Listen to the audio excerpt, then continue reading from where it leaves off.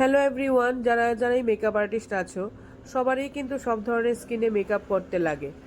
আমার এখানে গতকাল যে মেকআপটা করেছি এর মধ্যে একটা মেকআপ ছিল ম্যাচিউরড স্কিনের উপর এবং ওনার যথেষ্ট রিঙ্কেলও ছিল। তো ওই ধরনের স্কিনে তোমরা কিভাবে মেকআপ করবে সেটাই আজকে বলবো। যারা যারাই ম্যাচিউরড স্কিনে মেকআপ করতে একটু চিন্তা করো, তোমাদেরকে আমি একটা কথাই বলবো, ম্যাচিউর স্কিনে কিন্তু প্রোডাক্ট খুবই অল্প পরিমাণে তোমরা ইউজ করবে। কারণ বেশি পরিমাণে যদি তোমরা প্রোডাক্টটা লাগাও তখন কিন্তু স্কিনের রিঙ্কেলগুলি ভেসে উঠবে এবং ততটা স্কিনটা ফ্ললেস লাগবে না এবং আরও এইজেড স্কিন বলে মনে হবে।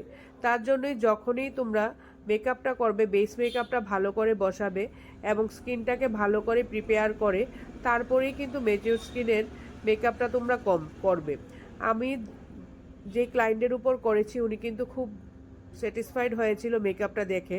আর সবারই কিন্তু এখন একটু হালকা মেকআপ পছন্দ করে, নিউডের উপর কিন্তু মেকআপটা এখন সবাই পছন্দ করে। তো সেটা অবশ্যই তোমরা মাথায় রাখবে। আর অনেকে কি করে, সবাইকে ভালো লাগে না, বিশেষ করে যারা এজেড পার্সন তাদেরকে একদমই ভালো লাগে না আইব্রোরা বেশি ডার্ক করলে। যাই হোক, আমি আমার মূল্যবান মতামত তোমাদেরকে দেওয়ার চেষ্টা করেছি।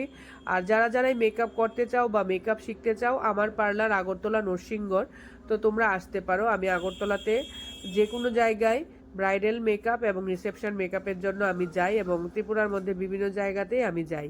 তো যারা যারাই আমার কাজ পছন্দ করো তোমরা আমার স্ক্রিনে দেওয়া নাম্বারে আমার সাথে যোগাযোগ করবে।